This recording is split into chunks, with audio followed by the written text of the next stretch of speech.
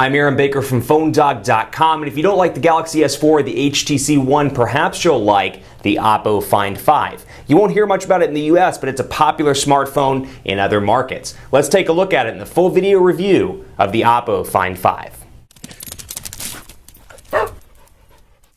It's hard to find in the US, but the Oppo Find 5, the name at least, is a known name in the United States, but it's not known for smartphones. Oppo is known for Blu-ray players in the US. But they do some smartphones. This one fresh in from China, so special thanks to our friends at Oppo. The PR team was kind enough to send over an Oppo Find 5, which has been a much talked about device from some of the trade shows, but we haven't had our hands on with it until now. Special thanks to them. Oppo Find 5, you can find it in certain markets and it packs some decent specifications. Really a beautiful device all around with a 5-inch display, which I think for a lot of devices, Galaxy S4, obviously this device, the Droid DNA, 5 inches is a nice spot between, hey, 4.7 being too small and 5.5 being entirely too big. So it's one of those phones that's still very pocketable. You can fit it in your pocket and it doesn't feel like a brick or anything abnormally big.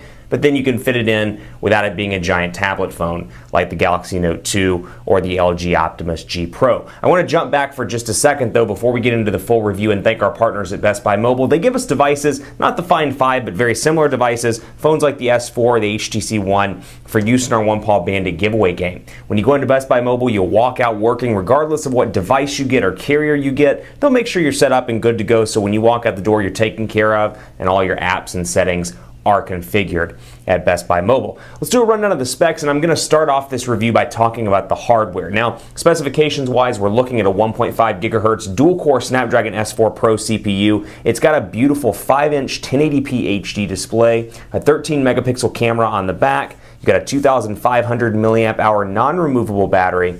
And then you've got this really unique combination of ports and buttons, at least the placement, I should say, of those ports and buttons. 2 gigabytes of RAM, Android 4.1 out of the box with Oppo's custom user interface. Now, one thing I have to give them huge props for, the fact that they're doing OTA updates every couple of weeks. So this phone's going to get over-the-air updates every few weeks. It's been getting those, and hopefully the Project Firefly update will come out very soon, which we've seen in some documentations on the internet. I say that like such an old man. Documentations on the internet.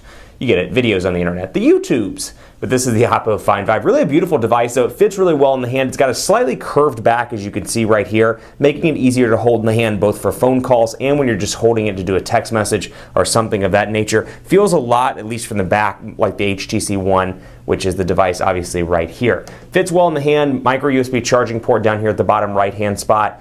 Volume rocker over on the right hand.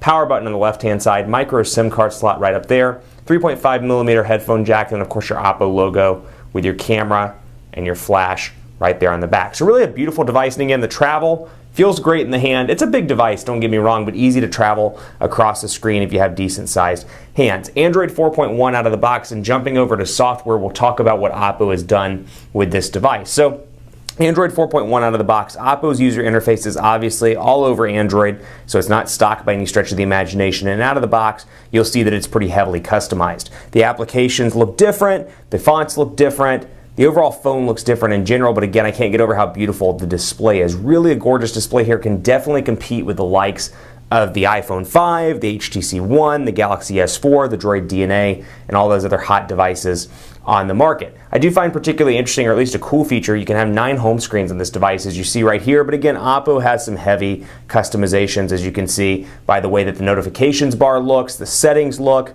and more. So we'll just start here with the home button, back button, and then menu button, all capacitive down here at the bottom of the display, and you can see even just pressing menu how it's an Oppo customized look and feel. Widgets and wallpapers here, I can swipe back and forth between those, or click I should say, and then swipe to find the widgets that I like and move to different home screens and insert those widgets as I see fit. Now, Oppo's widgets are particularly interesting. I find their widgets to look a little bit cartoonish. Now, compare that to Sense 5 or TouchWiz or LG's user interface. There are plenty of things you can say about all those user interfaces depending on what your personal preference is, but I do find it to be a little bit weird. I still can't quite figure out what this is around the clock or around some of the other widgets that they have. You can see right here in the beginning of the widgets panel things like calendar, which I'll go back and show you, contacts, as you can see right here. Two of my favorite applications, Quadrant Standard and Speed Test. Music, this one always cracks me up. We'll go in here, put the music one. So just kind of a different bubbly look and feel.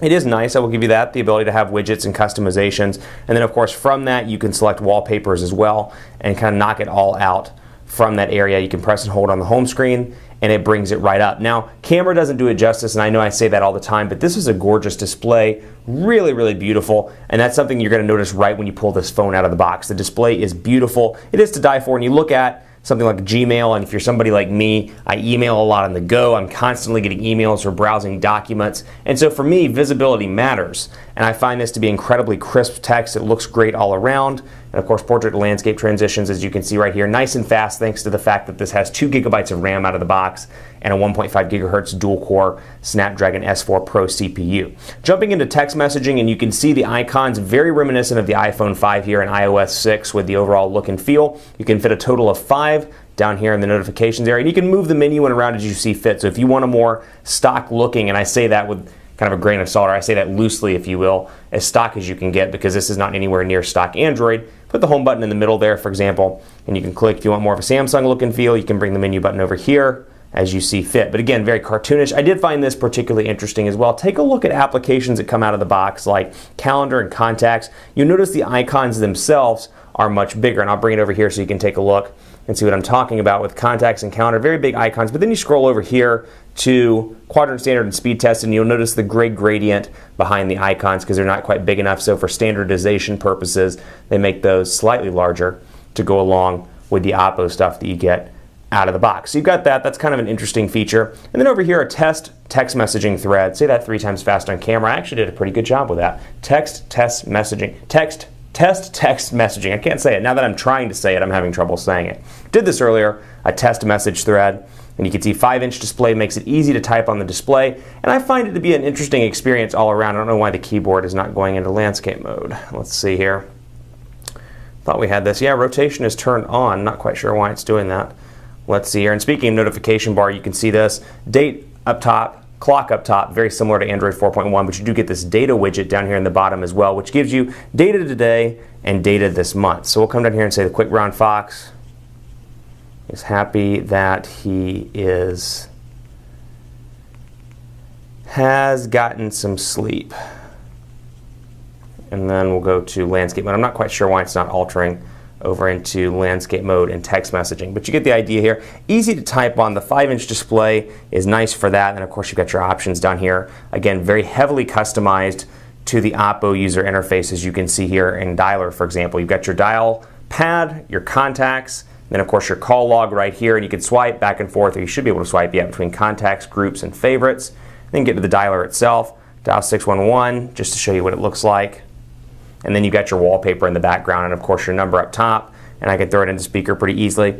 And as you noticed, or may have noticed just there, I am having some issues with the touchscreen responsiveness. I'm hoping this gets addressed in a future update, but every now and again when I click something, it doesn't necessarily respond right away, which is a cause for concern, at least for me, somebody that's constantly typing, texting, as I'm sure you are as well. So definitely a concern.